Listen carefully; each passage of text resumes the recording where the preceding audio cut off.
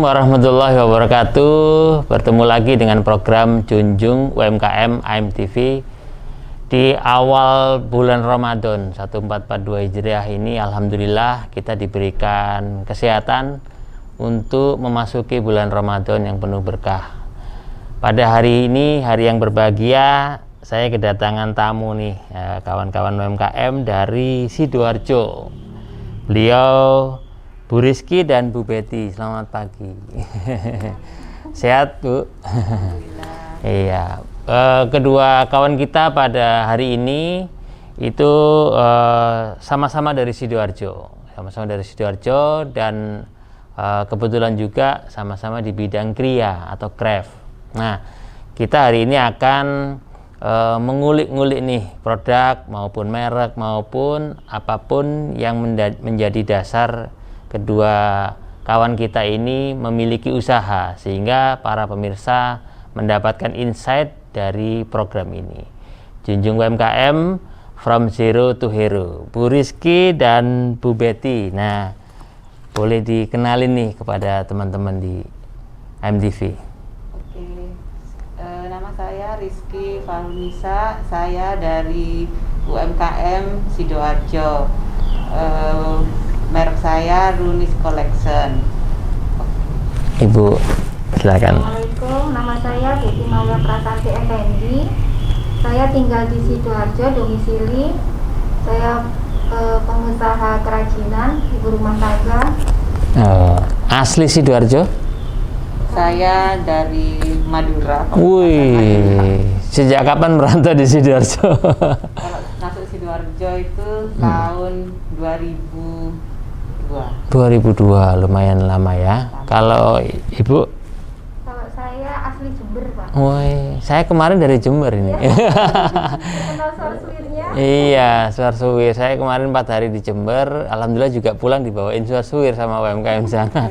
Jember dan Madura. Nah, sejak kapan merintis usahanya? Apakah sudah langsung masuk Sidoarjo langsung bikin usaha atau tahun berapa kira-kira punya usaha? Saya usaha itu mulai tahun 2015. 2015, oke. Enggak langsung sih. Jadi kira-kira 3 tahun ya setelah 10 tahun ya, maaf 10 tahun setelah masuk ke Sidoarjo. Kalau Bu Betty? Saya merantaunya itu dari zaman kuliah dulu, ya. Kuliah di Sidoarjo? Di Surabaya. Surabaya, oke. Kitab situ, teknik. Oh, kemudian merantau terus, kok lama-lama cinta, akhirnya ketemu dengan jodoh, akhirnya usaha di sini. Mulai kapan usahanya? Usahanya 2014-an. 2014 ya. Apa nih yang melatar belakangi kok tiba-tiba saat 2015, 2014 itu terbersit, wah dah saya punya usaha aja. Apa, Bu? Saya sih pertama itu mengisi kekosongan waktu. Kan anak-anak sudah mulai mandiri, saya tidak punya kegiatan, akhirnya browsing-browsing apa ya yang harus dikerjakan. Akhirnya ya pertama itu saya aplikasi Planel, itu pertama kali saya ini karena menurut saya mudah. Setelah berjalannya waktu sampailah ke Ekoprint dan Sibori. Ekoprint dan Sibori ya. Kalau Ibu Maya? Kalau saya itu hobi, Pak. Memang dari kecil tuh sudah hobi. Jadi saya mulai usaha craft itu dari SMA. Oh, sudah sebelum kuliah sudah ini ya? Iya. Buat ceperan-ceperan sangu Iya. Jadi. Tapi mulai serius itu setelah berhenti bekerja. Apa itu yang saat itu yang dibikin pertama kalinya? Iya. Produk pertama kalinya? Saya tersentil kata-kata satu ini. Jangan buang waktumu untuk menciptakan mimpi orang lain. Oh, luar biasa. Saya tersentil. Oh, berarti saya selama ini hanya mewujudkan mimpi bos-bos saya. Betul. Dari situ saya coba untuk merintis mimpi-mimpi saya. Salah satunya lewat craft ini. Produk pertama yang dibikin apa? Tas, karena saya itu pencinta tas. Oh, berarti koleksi tas di rumah ya tadinya. Iya. Terus lihat apa ya? Kayak sumber daya di Indonesia, khususnya di Surabaya itu banyak tas-tas etnik yang bisa dimunculkan untuk produk yang berkualitas itu bisa. Nah, itu saya mencoba. Awalnya coba-coba share di Facebook, ternyata responnya bagus. Akhirnya terus. Oh gitu ya. Oke, jadi kalau Bu Rizky, produk pertamanya apa Bu? Yang sedang sempat dibikin pertama kali? Pertama kali itu saya kan hanya waktu itu begitu flanel. kosongan Ya. Bahannya flanel. Jadi kan, apa tadi? bikin kayak gantungan kunci, Oh, amplop, tempat pensil gitu kayak ya. gitu. Terus terbersit anak saya, kenapa nggak dijual di sekolah aja? Oh. Itu akhirnya anak saya yang jual. Jadi memberi ide putranya ya. Ya. Berapa putranya Bu?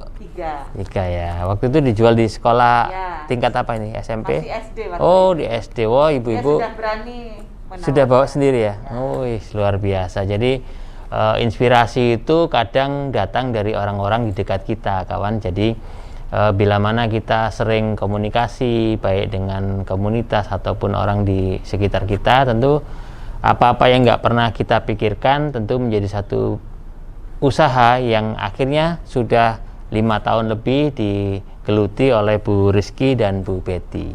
Nah, waktu masuk di Sidoarjo kemudian punya usaha itu kendalanya apa? Oh, apa ada saya bisa nggak ya atau ada gitu? Kendalanya kan memang saya waktu itu memang tidak punya komunitas. Oke. Juga baru pindah rumah juga di daerah sana, juga tidak kenal siapa-siapa. Iya. Akhirnya saya dari luar pulau lagi ya. Dari Madura. Akhirnya saya datang ke dinas. Oh. Datang ke dinas dan itu langsung ke provinsi saya ikut. Oh, langsung karena dekat ya, dekat dengan kantor dinas provinsi ya. Provinsi di situ ya banyak tanya-tanya. Akhirnya di sini Bu banyak pelatihan. Akhirnya saya mendapatkan pelatihan mengenal ekoprint. Itu pertama kali memang saya dari dinas. Dari dinas ya. Oke. Ya. Jadi pentingnya kita berani untuk bertanya ya. Berani bertanya. Kemudian kebetulan Bu Rizky ini langsung tujuannya ke dinas provinsi malah gitu, karena mungkin belum tahu di kantor dinas Sidoarjo di mana gitu ya. Nah, itu kawan. Nah, kita akan simak detail dari produk-produk beliau yang cantik-cantik di depan ini setelah yang satu ini, Junjung UMKM from Zero to Hero.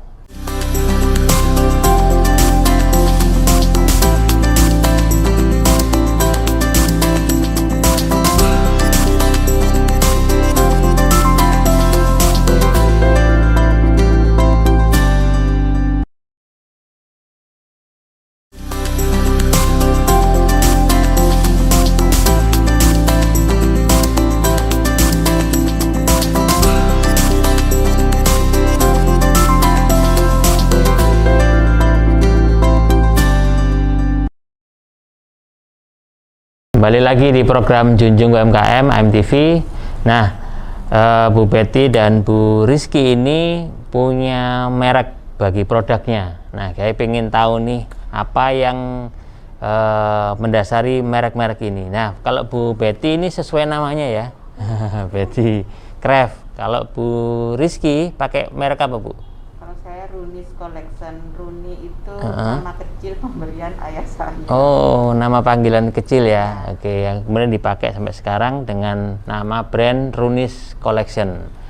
Nah, waktu itu pertama kali langsung pakai merek itu atau ada sebelumnya kemudian dirubah ke dari awal. Dari awal sampai hari ini ya. Oke. Kalau Bu Betty gimana? Ya, saya cuma ambil gampang aja waktu itu. Dengan supaya orang mengenal brandingnya nama dan juga branding produknya dengan nama sendiri ya, branding. Lah, kalau Bu Rizky ini kain apa ini Bu? Coba dijelaskan. Ini Shibori. Ini Shibori. Okay. Ini tekniknya teknik lipat. Teknik lipat dengan pewarnaan dengan kuas. Bukan celup. Biasanya bukan kan celup. Kalau teman-teman itu umumnya kan dicelup. Yeah. Saya dikuas. Dikuasnya bagaimana Bu? Coba. Dilipat dulu. Dilipat dulu sesuai dengan keinginan. Setelah itu dikuas dengan warna. Untuk pengunciannya itu langsung dalam posisi masih terlipat, langsung direndam ke water glass untuk mengunci semuanya. Nanti warna itu tersebar gitu ya, diikat ya? Iya, diikat. Oke, diikat. Kalau yang ini sama? Sama. Caranya? Caranya sama, Oke. cuman penempatan warna itu berbeda-beda tempat. Oh, Untuk gitu. membentuk Motif ya, ya. motif. Oke. Kalau EcoPrint ini saya bawa yang Coba lihat, Bu. yang steam. Oke. Ini Steam ya. ya, semua kan menggunakan pewarnaan alam ini. Jadi bentuk daun ini. Daunnya apa aja, Bu, yang bisa dipakai? Atau khusus atau semua bisa? Semua daun itu bisa Oh, dipakai. oke. Tergantung resepnya. Ada Hmm. resepnya. Ada resepnya juga nggak? Kayak Iya. seperti makanan minuman ya? Ada resepnya ya? Ya, ada juga Pak. Mungkin Jadi daunnya di treatment dulu gitu? Ya. Oh. ada daun yang perlu di treatment, ada daun yang bisa langsung pakai. Oh. Yang tergantung daun itu mengandung tanin yang kuat seperti jati, Oh. daun Afrika, Oke. daun lanang itu kuat. Jadi tidak perlu di treatment, bisa langsung memberi warna dan Iya. jejaknya. Oh, kalau di treatment sampai butuh berapa lama durasinya untuk Tergantung ketebalan daun. daunnya? Ya, kalau tipis itu hanya 15 menit itu sudah Oh, cukup. cepet ya. Ya. Kalau yang paling tebel? Kalau tebel itu sekitar 30 sampai 50 menit. Itu berapa daun durasi segitu? Satu bak. Oh, satu bag ya. Oke, Karena kalau di sini kan daunnya banyak. banyak ya. Satu kain aja daunnya kan banyak. Oh, gitu ya. Terus sama dengan yang dibawa satunya ini caranya gitu. Sama Oke. pakai steam. Oke, kalau beda apa teknik lain apa selain steam? Ponding. Gimana itu, Bu? Ditutuk-tutuk. Oh, dipukul-pukul Pakai gitu alat, ya, ya. pakai Palu memang palu untuk- khusus ya. ya. Oke. Tuh. Nah, menurut Ibu itu dari dua teknik itu mana yang lebih mudah dan cepat produksinya? Kalau prosesnya sih hampir sama. Hmm. Cuman kalau steam itu ini jejak daunnya lebih awet. Oh, jadi setelah walaupun dicuci Ya, gitu, dia ya, tidak cepat ya, pudar. melalui proses pengukusan, dimasak di Oh, kain berapa lama ngukusnya, Bu? 2 jam. 2 jam. Kalau ngukus nasi kelamaan lapar itu 2 jam. Setelah lapar. Iya. Oh, jadi pakai dikukus ya. Oke. Kemudian dijemur, dikukus lagi enggak? Enggak. Oke. Proses oksidasi itu sekitar 1 minggu sampai 10 hari. Jadi warna dan jejak daun itu baru benar-benar keluar. Setelah proses oksidasi. Jadi diangin-anginkan aja. Itu masih nempel daunnya? Enggak? Oh, daunnya sudah lepas. Oh, tapi sudah kan, lepas. jejaknya ini bisa langsung, kan kadang baru keluar dari dandang itu ada yang masih samar-samar. Jadi kita jadi dia begitu 10 hari bisa keluar motifnya ya? Oh, lihat jelas iya. Oke. Kalau tasnya ini keren ini, apa ini bahan dasarnya ini?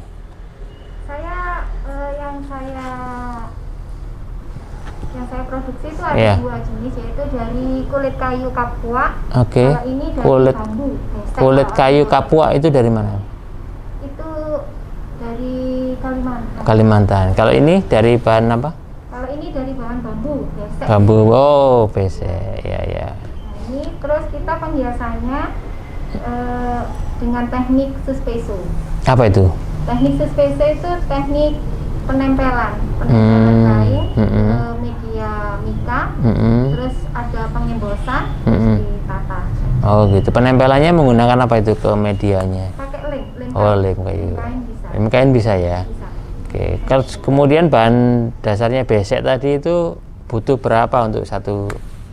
Kalau 1 lembar itu saya biasanya pesan yang 1,5 kali, 1 lebar 1 kali 1,5. 1 kali 1,5. Bisa sampai 10-15 tergantung ukuran. Kalau Bisa ukuran jadi berapa piece untuk? 10 sampai 15. Oh, 1 kali 1,5 bisa jadi 10. Ya, tergantung Oh. ukuran. Kalau ini seperti ini? Kalau ini 10. 10 ya? Oh, oke. Terus dalamnya apa, Bu? Bisa dilihat? Dalamnya Nah, saya penasaran nih dalamnya Iya. ada tempat make up atau Enggak, biasa aja cuma. Oh, nggak ada resleting ya? Enggak ada, cuma kantong HP ada, terus kita pakai kain sweat. Kain? Kain sweat. Oh, kain Kain set. tutu. Ya, terus itu ada talinya ya? Tali Oh, oke. panjangnya. Talinya sudah dibeli dalam kondisi sudah jadi ya. Oke. Kalau ininya sudah jadi, kalau ininya sih tinggal jahit gelas. Nah, kalau durasi sampai jadi mulai dari bahan berapa, Bu? Kalau biasanya saya per hari kita bikin pola tasnya, terus per hari lagi kita garap suspesonya. Saya biasanya kalau sama kawan-kawan itu keripiknya. Iya. Nah, itu 1 hari. Animasinya kan macam-macam ya. Kalau penempelannya 1 hari bisa 50 cepat kalau penempelannya. Yang lama itu yang bikin tasnya. Tapi 2 hari sudah bisa. 2 hari sudah bisa, jadi sudah siap jual ya. Awal-awal sih lama. Karena bikin polanya ya. Berapa pola yang sudah dipunyai sampai saat ini? Cuma ukuran 2 saja. L sama M. Yang agak tinggi apa yang agak gimana yang? Agak lebar aja. Lebarnya. Aja, kalau tingginya sama 16. Sama. Kalau ininya 32. Kalau yang ini, Bu? Itu 26. Ukurannya 26. Anunya bisa dilihat di dalamnya. Nah. Sama. Terus yang manik-maniknya itu juga dilem ya? Iya. Ujung-ujungnya itu ya. Kalau ini saya tambahkan wire, soalnya memang ada yang etnik, ada juga yang glamor etnik. Jadi biar kelihatan glamor klik-klik, kita tambahkan kristal ceko. Kristalnya juga dilem ya, yang di bawah itu ya? Iya, kalau ininya di. Nah, itu dilem ya, juga sama ya. Kalau yang ini di wire. Produk lain apa ya? Ya itu kok ada terbang itu.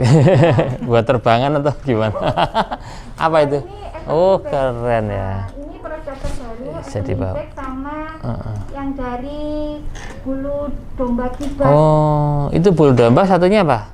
Ini kulit domba. Nah, kalau ini kita pakai teknik sama kayak tadi. Ecoprint. Teknik ecoprint, cuma kita medianya kulit. Bisa ya kulit di ecoprint ya? Jadi tekniknya coba lihat dalamnya, Bu. Situ kan. Nah, itu jadi bisa muat banyak power bank, handphone. Terus itu sama ya, yang bulu domba sama. Kalau yang bulu domba sama. Oke. Jadi tetap ada talinya, dan itu mudah untuk dibawa kemana-mana untuk pesta-pesta. Mantap itu ya. Bisa pakai begini ya. Nah, kalau proses durasinya sampai berapa waktu yang dibutuhkan? Kalau yang ini sama 1 hari, pengukusannya 1,5 jam, lebih sedikit. Kalau kali 2 jam, kali ini cukup 1,5 jam. Cuma menjaga suhu. Jadi produknya itu ada yang 2 tas ini ya. Kalau Ibu Shibori sama Ecoprint aja ya. Nggak include jahitnya ya? Belum ya? Tapi saya punya produk kayak tas. Ada tas, ada baju ya. Kawan. Jadi kita akan simak lagi lebih detail di segmen berikutnya. Kita simak dulu yang satu ini.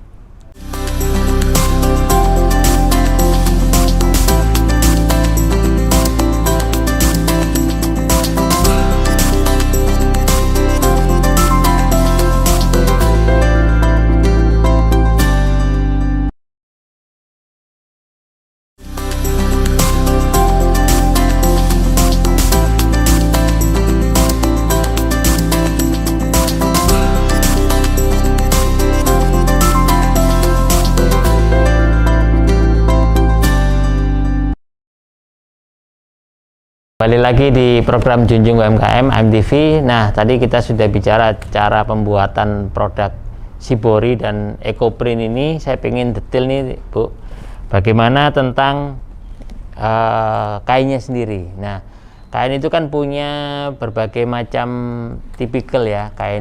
Nah, itu menurut produk yang Ibu punya ini, kain ini bisa dipakai untuk apa aja? Kalau Shibori itu ke kain apa aja bisa, ke kain apa aja bisa. Nanti juga untuk tas kita biasanya lebih ke seperti kain kanvas atau kain belaju. Kain belaju saya. Lain baju dibentuk ke Shibori bisa ya? Bisa. Kalau Ecoprint itu Ecoprint memang harus yang berbahan katun atau sutra. Katun atau sutra. Oke, spesial ya karena ya. Tidak mengandung polister. Oh, tidak mengandung polister. Nah, yang sudah pernah dibikin oleh customer itu dibentuk selain untuk baju, untuk apa aja? Biasanya ya masker. Oh, ini yang dipakai ini ya. Senada dengan bajunya. Terus topi. Oh, topi ya. Tas, dompet, Shal. Oke, tapi Ibu hanya memproduksi bahan dasarnya aja ya, nggak sampai ke bikinnya. Ada. Cuma lagi memang kehabisan. Oke, gitu ya. Jadi memang melayani custom untuk bikin bajunya, bikin ada ya. Oke. Kalau Bu Betty ini, nah untuk apa produknya ini kan juga ada dari 2 bahan ya, dari 2 bahan. Nah itu komposisi itu bahan bakunya nggak sulit didapat? Nggak sulit. Cuma akhir-akhir ini yang kulit kayunya yang agak sulit, tapi masih gitu ya. Masih bisa. Oke, jadi di Sidoarjo nggak ada ya? Harus dari... Di Sidoarjo ada. Saya itu di Tanggulangi. Oh, ada ya banyak. Oke. Saya juga ada kerjasama sama. Kalau punya produk pasti kita mikirkan jualannya nih. Cara jualannya gimana nih Bu Rizky? Sementara ini memang yang lebih ini biasanya pameran. Oh, oke. Kalau Sibori, ya nggak menutup kemungkinan teman-teman sesama komunitas craft yang memang tidak produksi atau mereka mau jual lagi. Reseller. Oke. Reseller saya bisa. Kalau secara online apa yang dilakukan? Online saya selama ini masih pakai WA. Oke. Instagram ada juga, tapi Instagram juga jarang ada yang order ya, lebih banyak ke WA. Kalau WA pesannya kemana nih Bu? Langsung ke nomor WA saya.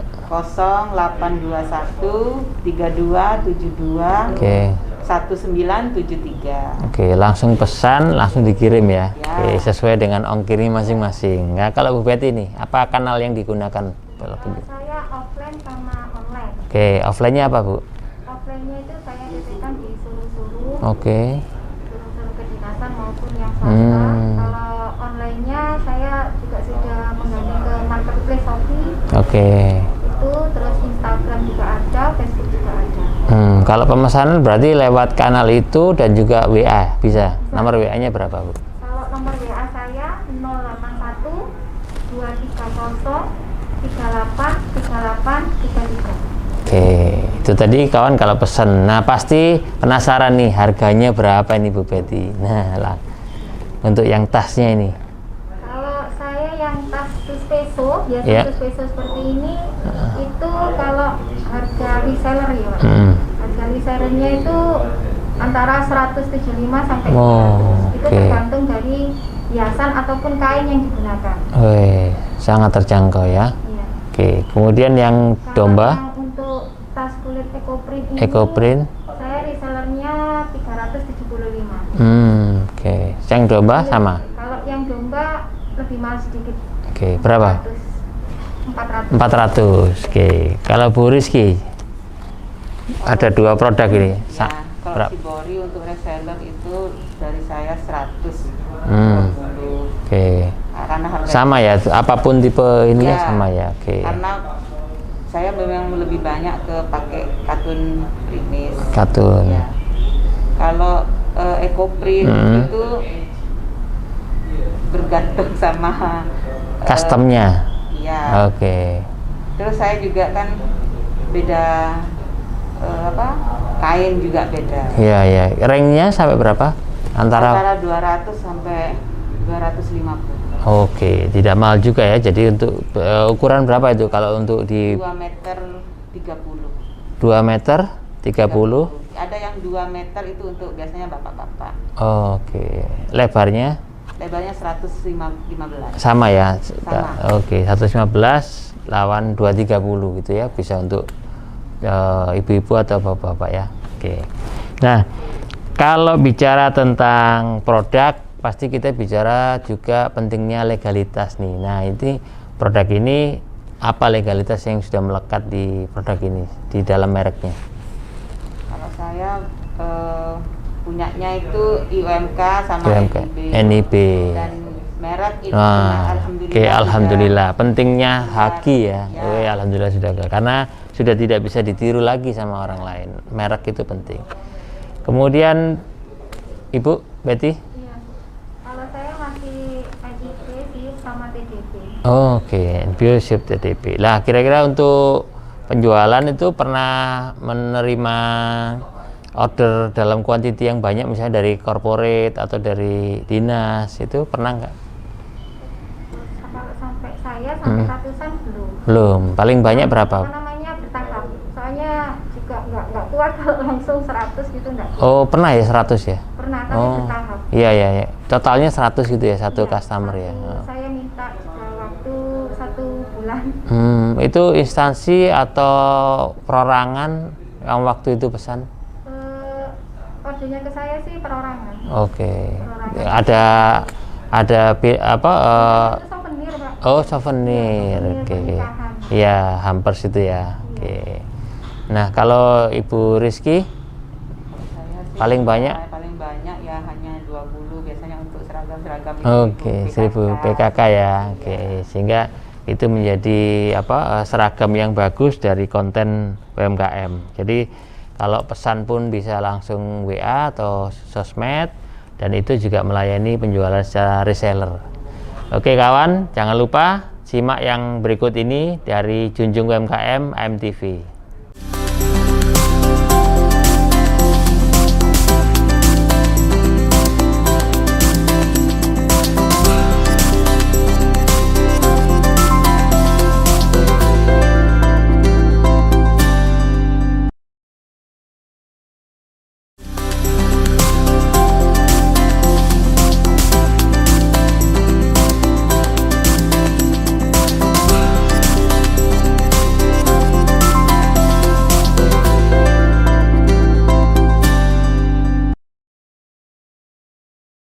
Kembali lagi di program Junjung UMKM AMTV. Nah, di segmen ini setiap usaha pasti ada peningkatan kan, apalagi sudah lebih dari 3 tahun ya.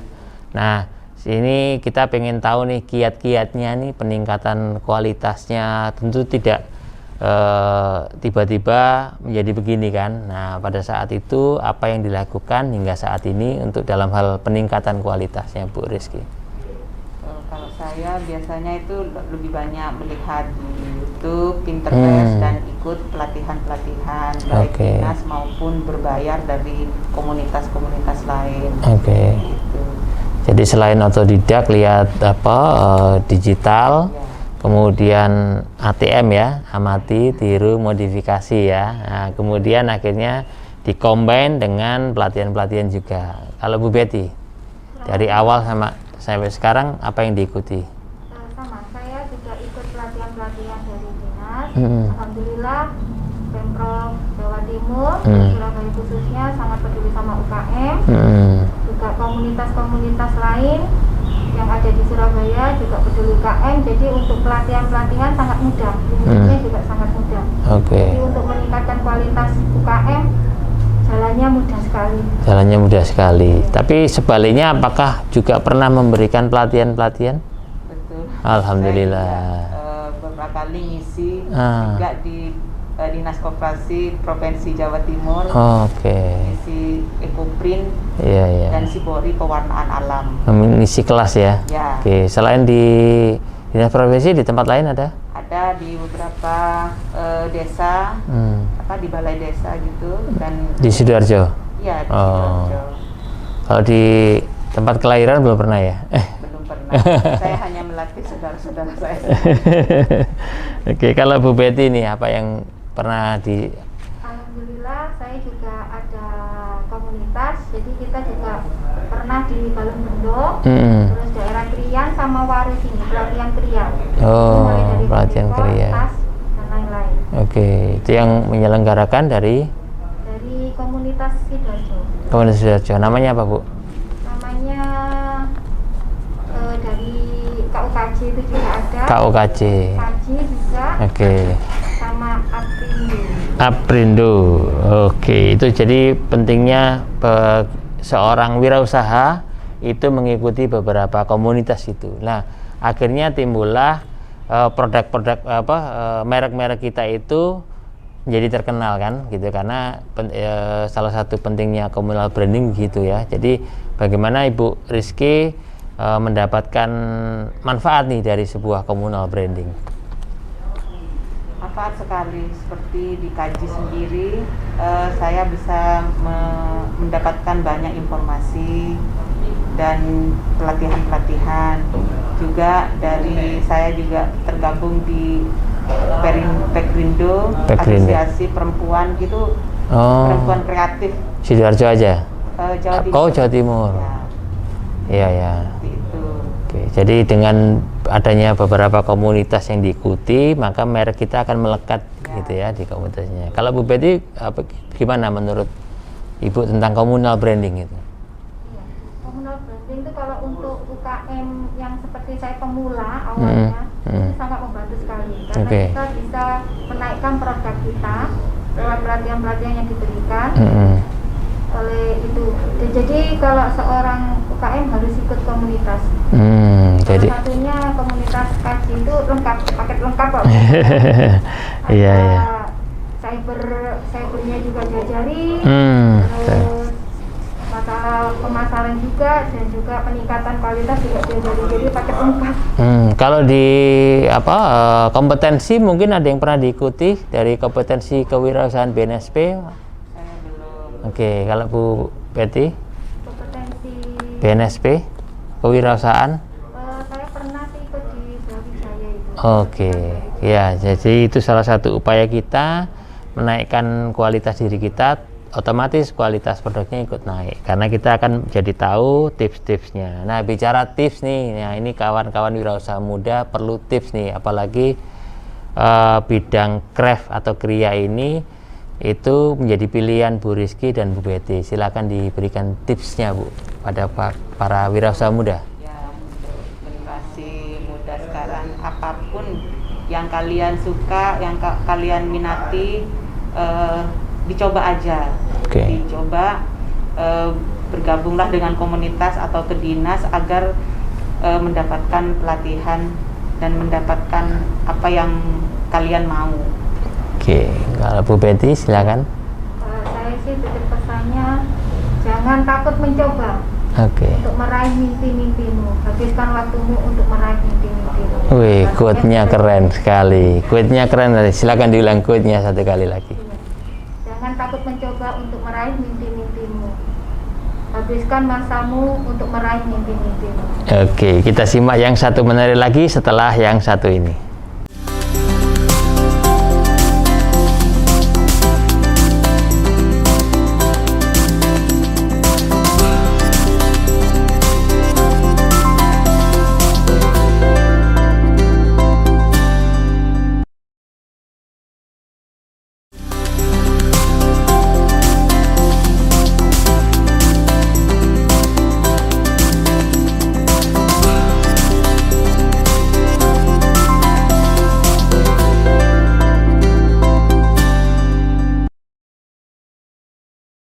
Kembali lagi kawan di Junjung UMKM from Zero to Hero bersama MTV.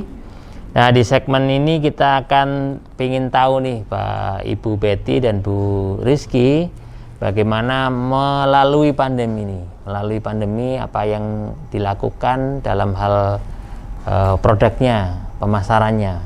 Apakah ada kendala atau fine-fine aja? Sangat terkendala. Sangat terkendala. Sangat terpukul, makanya usahanya benar-benar ya mati suri. Mati suri tiarap ya. Tapi alhamdulillah di tahun ini mulai berjalannya waktu, PSBB sudah mulai ada peningkatan lagi, maupun dari penjualan maupun untuk saya mengajar. Sudah mulai ada order-order untuk pelatihan lagi ya. Alhamdulillah. Kalau Bu Betty? Memukul ya Pak, di usaha yang lancar jaya akhirnya sampai 0%. Nah itu alhamdulillah kegunaan dari komunitas tadi itu bisa mencari sela-sela pemasaran. Nah di bisa bikin masker, jadi alih produk. Jadi produk yang kira-kira bisa laku apa enggak gitu, jadi harus melihat peluang bisnisnya juga gitu. Jadi kita rembukan, kita ada produk launching masker waktu itu sama tali scrub. Nah, itu alhamdulillah lah bisa mengatrol sedikit-sedikit daripada 0% gitu loh. Iya, memulai merangkak lagi ya. Nah, saya dengar-dengar sudah ikut ada sesi pameran nih di awal tahun ini ya. Iya. Di mana itu, Bu? Di Grand City. Oh, Grand City Surabaya. Ya, Surabaya. Selama berapa hari? Sampai pertengahan Ramadan. Oh, alhamdulillah 1 bulan ya. Oke. Bersama LPPI ya. PP LIPI. Oke, Perhimpunan Pengusaha Perempuan ya. Oke. Nah, kemudian hambatan-hambatan itu disolusikan tadi katanya Bu Betty melalui komunitas, sehingga komunitas itu menjadi kawan bicara yang baik, kawan diskusi yang baik untuk mensolusikan segala kesulitan-kesulitan maupun hambatan apapun itu, baik itu kemasan, baik itu legalitas ataupun produksi produknya sendiri, sehingga dengan berbicara dengan komunitas, komunal branding kita juga naik dan kita dapatkan solusi-solusi yang aktif dari mereka daripada hanya berdiri sendiri seperti itu ya, kolaborasi. Nah, sebagai product solution nih ya kepada kawan-kawan nih, apa yang bisa disampaikan sebagai closing statement dari Bu Rizky? Seperti saya bilang tadi, mencoba apa yang bisa kita lakukan dan bisa kita manfaatkan apa yang ada di sekitar kita. Berkomunitas lah, yang terpenting itu. Jadi informasi maupun segala sesuatu itu kita biasanya sharing itu bisa bermanfaat. Sehingga ide-ide baru, teknik baru mungkin ya ada. Sehingga kalau yang saya tahu itu dipukul-pukul gini, Bu, ternyata ada lagi yang pakai di oven ya. Nah, itu jadi satu ilmu baru yang mungkin didapatkan dari berjejaring tadi. Bu Betty, silakan. Kalau dari saya sih, untuk memulai usaha itu nggak mahal, cuma butuh kemauan sama semangat saja. Kalau usaha butuh modal, iya, tapi itu yang keberapa? Soalnya kita bisa memanfaatkan tadi itu barang-barang yang ada di sekitar kita, bisa. Pokoknya ada tekad, kemauan, pasti ada jalan. Oke, jadi dengan meningkatkan diri melalui peningkatan juga konten lokalnya ya, sehingga apa-apa itu tidak perlu lihat yang jauh-jauh dulu, yang deket-deket ini apa sih yang bisa dibuatkan gitu ya. Seperti tadi dari bahan-bahan yang sebetulnya juga ada di sekitar kita, kemudian kita juga bisa mengkaryakan teman-teman kita yang memproduksi talinya gitu kan ya, ada yang memproduksi catnya kan, ini juga ada butuh cat campuran kan gitu, sehingga satu produk ini banyak teman pengusaha lain yang ikut tersenyum kan gitu, sehingga kolaborasi dari setiap wirausaha itu tidak hanya memikirkan diri sendiri. Nah, dengan begitu kawan, maka setiap usaha apapun itu kita semua berharap pasti endingnya adalah kebermanfaatan positif. Nah, diharapkan pula bagian dari usaha AMTV untuk meningkatkan kualitas para pengrajin kriya ini menjadi lebih optimal lagi. Jangan lupa simak tayangan kita yang akan datang. Ari Prabowo, Junjung UMKM AMTV. Wassalamualaikum warahmatullahi wabarakatuh.